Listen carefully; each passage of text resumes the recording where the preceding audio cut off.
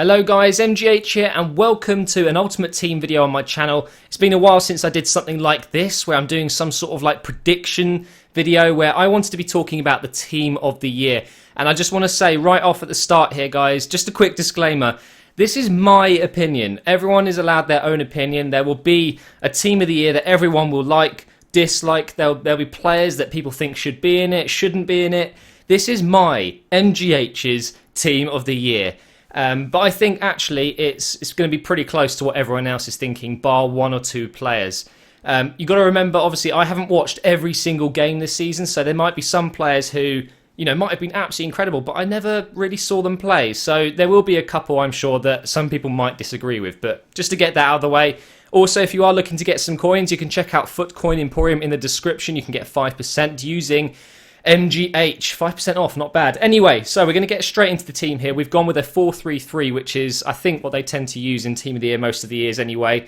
And to start off with, I do apologise for the clicking noise. I've just got myself a mechanical keyboard and I forgot how noisy they were, so do excuse the noise. It's not too bad, though. For the goalkeeper, I'm going with Neuer. The reason for that is Bayern have had arguably the best year in their history. I mean, well, I couldn't really say that because I didn't see them before I was born. But you know what I mean. They've been absolutely unstoppable, an absolute machine of a team. And Neuer is one of the reasons they've been so good defensively. It's not just about defenders, it's about your goalkeeper as well. When teams are really struggling, you know, sometimes it's actually down to their goalkeeper being in poor form, letting in stupid shots. And Neuer has been very solid this year, one of the better goalkeepers I've ever seen. And, you know, I was growing up with, what's his name? Oh, I've forgotten his name.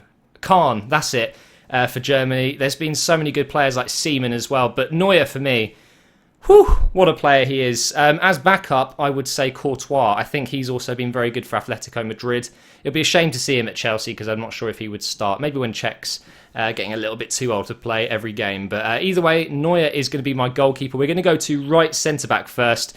Now, this one will be a little bit controversial because he's been out a few times in injuries. But Kompany, for me, is my favourite centre-back in the world. And I mean that just purely because I think he is the overall defender. He is the absolute package. There are defenders out there that are quicker. Obviously, they might be better tacklers. But for me, Kompany, he's tall, he's quick, he's strong, he's really good on the ball. I mean, 72 dribbling, that's not a mistake by EA. This guy can dribble. He's always pushing forward every now and again where he gets on the ball, he dribbles past a player or two and he makes that, you know, killing pass up front. And I don't think there's many centre-backs out there these days that can do that. And I think Kompany is a prime example of the modern day centre-back. In the past, it's all about how tall and strong these players have been. But now it's, I'd say, more about how good they are on the ball, what they do with the ball when they've got it, and how they can help push the team forward, not just defensively. So Kompany, for me, I think is the best centre-back in the world at the moment, and that's coming from an Arsenal fan. The next one is pretty obvious, I think. A lot of people will agree with me, I'm sure, and that is Thiago Silva. What a player this guy is. I still think he is arguably the best defender outside of England, and I would say he's better than Kompany, but he's just not tall enough.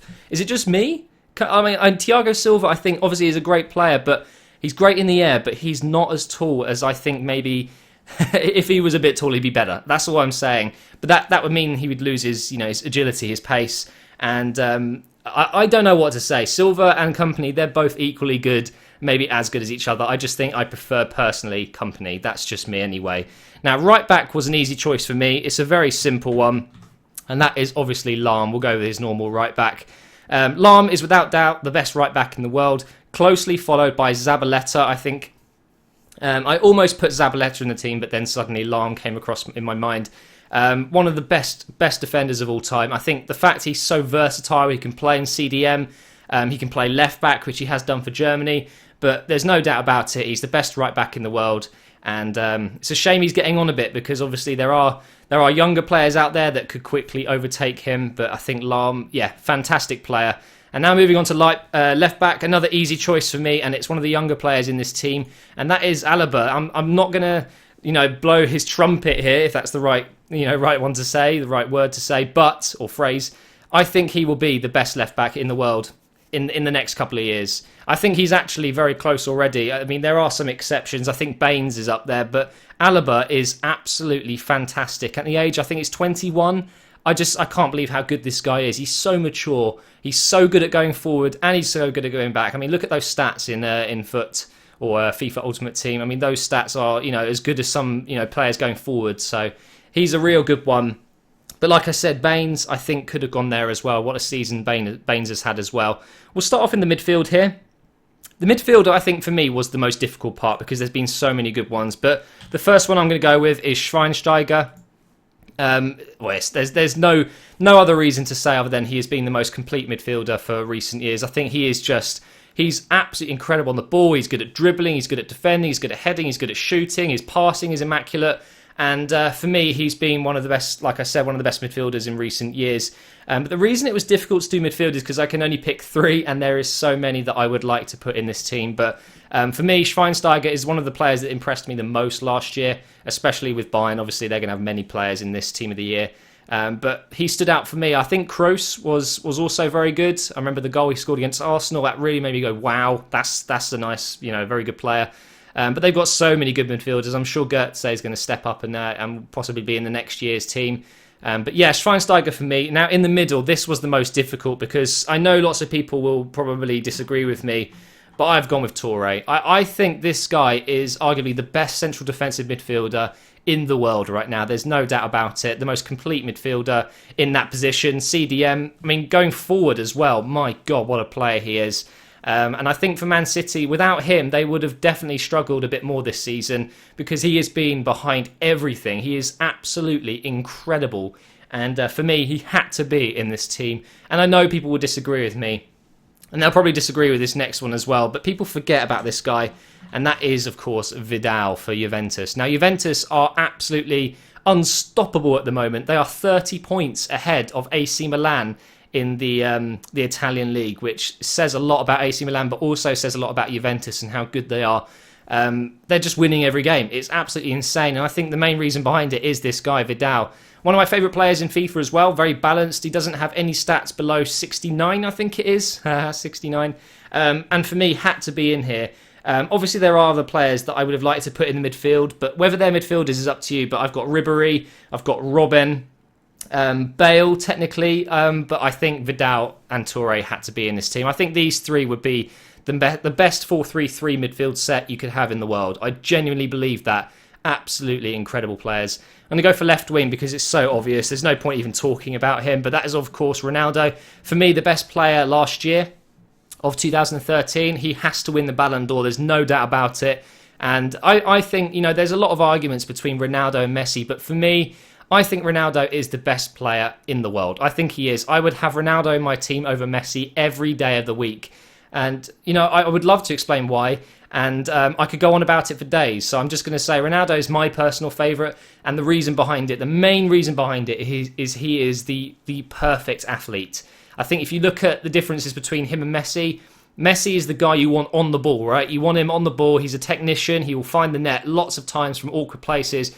But Ronaldo provides that beast player. He's good at everything, absolutely everything. He's good in the air as well.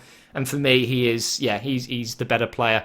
On the right, this is obviously where it gets a bit tougher because for me, I've had to put Messi there. He has to be in this team.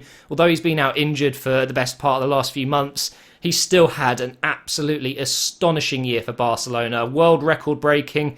He scored against all clubs in La Liga 19 consecutive games with goals. I mean, that will never be done again. I assure you, there will never be another player to score against every single La Liga team in consecutive games.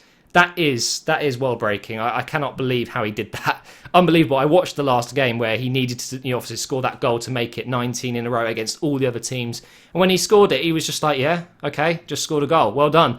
And that was just the ultimate cool reaction for me. So Messi has to be in this team. There's no doubt about it. Now, this, I think, just below the midfield is the hardest decision for me.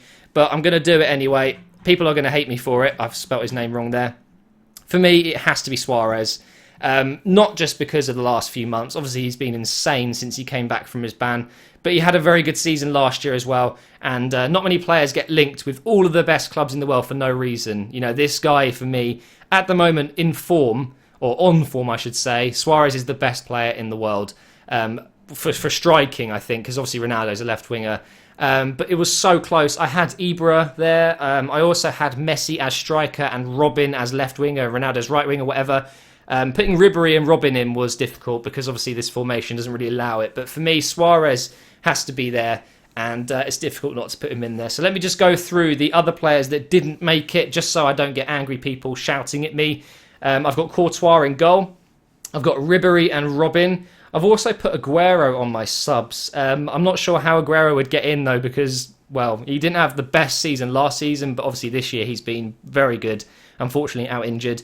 We've got Ibrahimovic. We've got Gareth Bale. I think Gareth Bale was also one I really wanted to put in, but couldn't really find a slot for him. Obviously, then we have Dante, Baines, and Zabaleta. Those are the players in my team of the year. Let me know what yours is, guys. Do feel free to tweet me on Twitter. And yeah, thank you so much for watching. Don't forget to check out Footcoin Emporium if you are looking to buy some coins. It's down in the description below. And don't forget to use MGH to get 5% off. And a career mode is going up soon, guys, as well. And I'll see you tomorrow.